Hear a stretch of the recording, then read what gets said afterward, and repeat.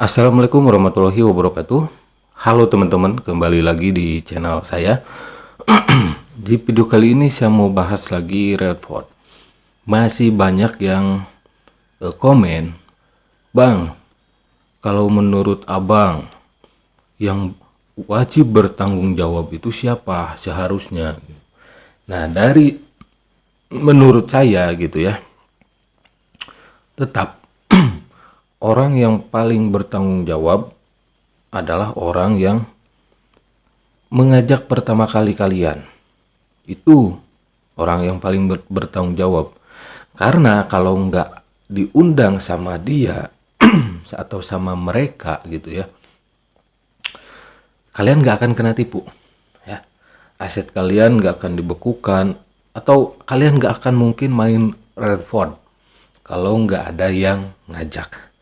Nah, kesananya itu bisa lebih mungkin bisa didapat siapa yang menjadi yang paling tingginya gitu ya. Nah, di sini ada postingan teman-teman ya. Sebetulnya postingan ini sudah beberapa kali saya tampilkan di video-video saya yang membahas Redford tersebut. Misalnya ini nih teman-teman. Ini dari grup Redford Heart of Hope Indonesia. Oke. Ini kan sudah beberapa kali saya tampilkan ya di video-video saya yang membahas Redford. Kita fokus langsung ke yang saya kasih kotak merah di sini ya. Saya kasih kotak merah di bawah. Perlu saya garis bawahi. Kita tidak mengikuti Redford, kita mengikuti Heart of Hope. Redford hanya sarana kita mencari uang. Join Redford berarti bersedia join Heart of Hope. Dalam kurung mengembangkan tim. Berarti member-member Redford itu sebetulnya kalau dilihat dari postingan ini gitu ya, itu nggak mengikuti Redford. Ya, mereka hanya mengikuti Heart of Hope. Oke, kan di sini seperti itu. Kita tidak mengikuti Redford, kita mengikuti Heart of Hope. Redford hanya sarana kita mencari uang. Nah, berarti member-member Redford itu berarti sesuai dengan postingan ini, join Redford berarti bersedia join Heart of Hope. Berarti yang sedang mengembangkan tim itu ada dua gitu ya. Redfordnya dan Heart of Hope-nya juga gitu. Gabung Redford otomatis gabung Heart of Hope. Nah, kalau nanti nih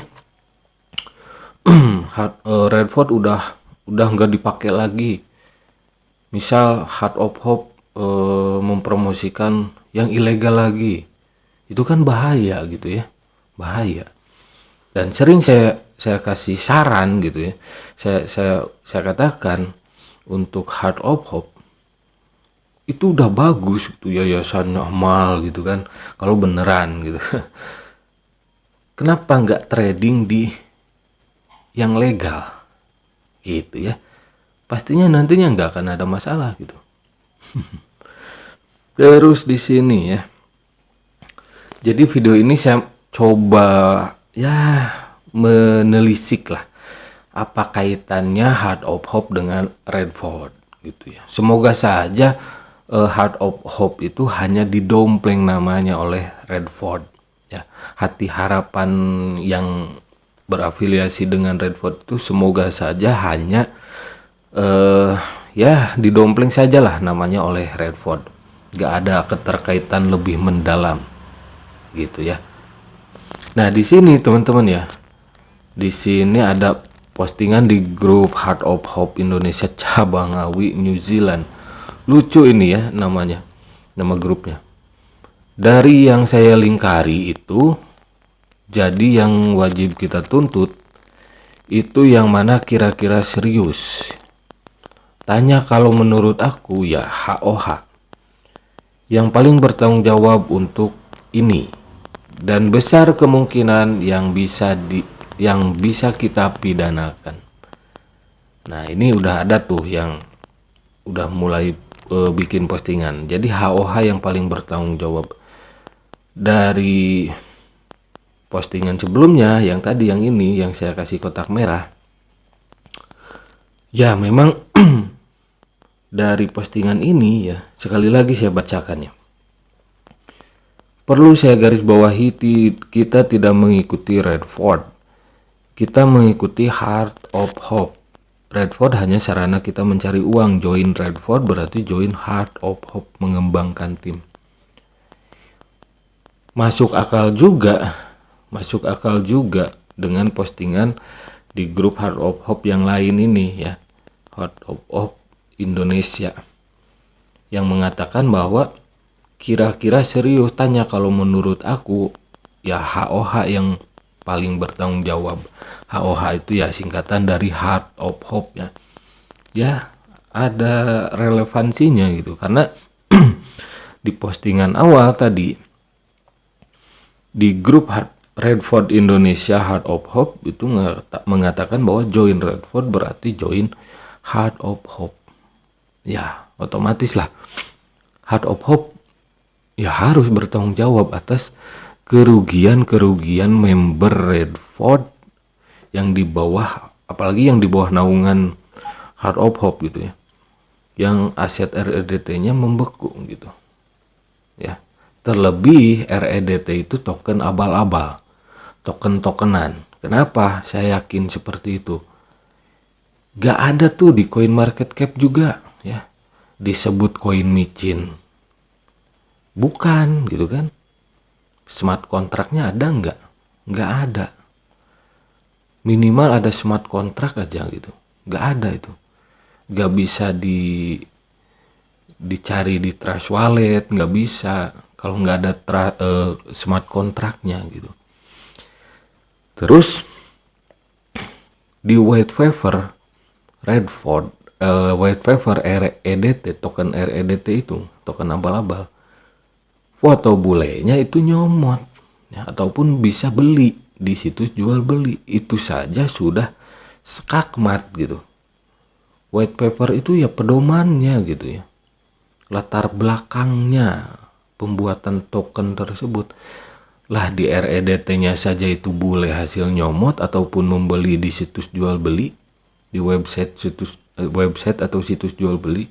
Dari sana saja sudah fix itu penipuan ya. Banyak ya investasi bodong, ngambil foto orang lain dimasukkan ke pedomannya ataupun bisa dikatakan white papernya. Banyak gitu ya. Bukan hanya Redford, bahkan yang disebut koin-koin micin pun banyak yang scam ya. Itu jelas ada strukturnya, bahkan lebih original gitu ya. Maksudnya lebih beneran gitu. Misal token ABC, ya orang-orangnya yang membuat token ABC itu, tapi ya ujung-ujungnya scam, bisa saja seperti itu gitu. Ini REDT disebut koin micin ya. Bukan, gak ada smart kontraknya, sekali lagi saya katakan. Gak bisa dicek di exchange yang lain ya. Jadi yang paham trading, sejak saya bahas Redford ini, saya sering diskusi dengan kawan-kawan saya yang trader ya, yang suka beneran trading gitu, bukan trading abal-abal, bukan trader abal-abal. Nah, kawan saya yang trader itu ketawa setiap kali saya ngomongin Redford. Kata teman saya, itu emang Redford masih berjalan, membernya itu orang-orang kayak gimana sih gitu kan katanya. Ya pastinya banyak orang awam gitu ya, yang trading pun nggak paham, masih abu-abu ya, apalagi trading yang namanya investasi pun mereka masih abu-abu gitu ya. Kalau Anda masih tergiur dengan profit pasti, penghasilan stabil tiap hari 3% sampai 9%, berarti Anda belum paham investasi. Jadi di pemikiran Anda investasi itu masih abu-abu gitu. Padahal kalau teman-teman semua orang awam ya, ini saya khususkan untuk orang awam, paham dengan investasi yang cirinya satu aja, yaitu fluktuatif. Itu teman-teman pasti akan terhindar dari penipuan investasi bodong ya. Karena semua investasi bodong selalu menawarkan penghasilan yang fix. Oke, nggak ada istilah fluktuatif. Fluktuasi harganya nggak ada gitu ya. Nah, untuk orang awam, jadi salah satu ciri yang paling mudah dikenali dari sebuah investasi yaitu fluktuatif, naik turun ya, penghasilan kita naik turun, apalagi trading gitu. Oke. Terus logis enggak? Legal enggak? Gitu. Fluktuatif, logis dan legal gitu. Kalau pertama kali kalian ditawari investasi, mau trading, mau apapun itu, udah dikasih penawaran profit stabil gitu ya. Profit stabil, penghasilan pasti. Ya udah, itu fix. Investasi bodong. Selalu ingat teman-teman ya, investasi itu fluktuatif. Kalau ada yang menawarkan, ikutan nih, mau ikut nggak? Ini investasi apalah, trading gitu misal. Penghasilannya per hari 5%, minimal 2%, 2 sampai 10% misal. Oke, itu kan ada rentan. Ada rentang itunya. Kalau nggak 10% ya paling kecil 2%. Jangankan 2%, 1% per hari saja itu menawarkan penghasilannya, kalian wajib hindari ya, karena itu investasi bodong. 1% saja tiap hari itu udah nggak logis ya, kalau yang paham investasi. Kalau orang awam yang nggak paham ya pasti tergiur gitu, wah ini kecil kok per hari, 1% bukan nominal persentasenya gitu ya. Bukan nominal persentasenya, oh ini 1% kecil kok, wah logis. Bukan gitu ya. Itu nggak logis teman-teman. 1% per hari, kalau dikali sebulan 30%. Nah kelihatan, tambah nggak logis. Gitu. Jadi logis enggaknya itu bukan dilihat dari nominal persentasenya. Seperti tadi yang saya katakan 1% ini logis. Wah, enggak gitu, bukan seperti itu ya. Investasi yang legal itu cuma menawarkan produk investasinya dan enggak pernah menawarkan per hari dapat segini per bulan, per minggu, per tahun. Nah, enggak pernah ya, setahu saya investasi yang legal itu promosinya pun wajar-wajar saja gitu ya. Enggak terlalu cuan kayak gitu, enggak ya. Oke, terima kasih. Mungkin tadinya saya mau bahas yang lainnya nih ya, tapi mungkin durasi terlalu panjang nih. Oke, terima kasih yang sudah mampir. Sampai jumpa lagi di video-video selanjutnya. Untuk orang awam selalu saya ingatkan, selalu saya informasikan bahwa selalu hati-hati dengan penawaran investasi bodong, khususnya money game sama Ponzi. Kenapa? Karena di balik investasi bodong, di balik korban investasi bodong, itu ada orang atau kelompok yang menjadi pemelihara serta menjadi penikmat investasi bodong, khususnya skema Ponzi.